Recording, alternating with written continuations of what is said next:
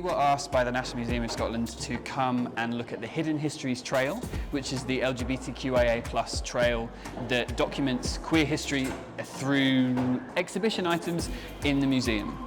The notion was that we were to come in, have a look at the existing trail, potentially look at new things for the trail, and work with a bunch of glorious young people to find out what their responses would be to the objects, and indeed to create some beautiful creative responses to the work, be that a poem, be that some visual artwork, or some podcast style interpretations.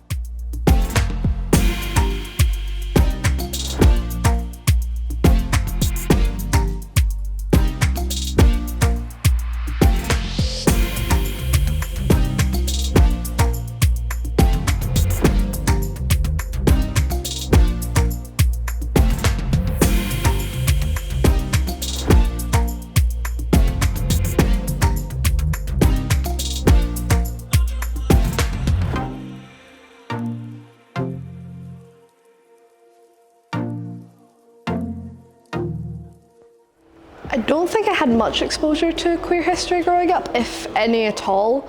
It was really just kind of vaguely talked about in school. We saw nothing on TV, and if yes, it was probably something discriminatory.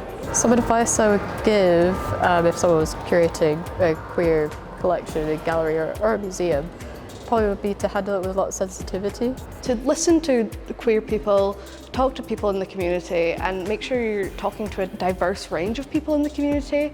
Don't only focus on one aspect of the community, because queerness manifests in many different ways, and I think it's important to capture all and everyone's identities. If I had to give advice, probably to do more modern stuff. It's great when learning about like queer history from the past, but sometimes like to connect to like younger people, you need to have something that's more relevant to nowadays. Also to try and think of objects or exhibits that are deeper than symbols of queerness, that there may be symbols of people's lives who are queer, so that there's a deeper meaning behind it.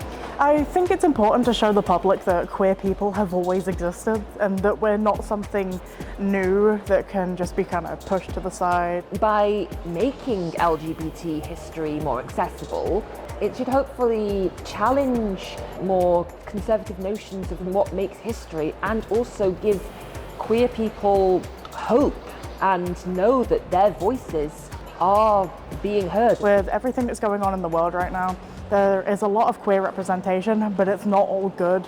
There's a lot of really negative stuff that's going on. I think having some positivity of having that history available in the museum is a really good impact on the LGBT community, and I think it's important for people to learn about our culture as well as everyone else's.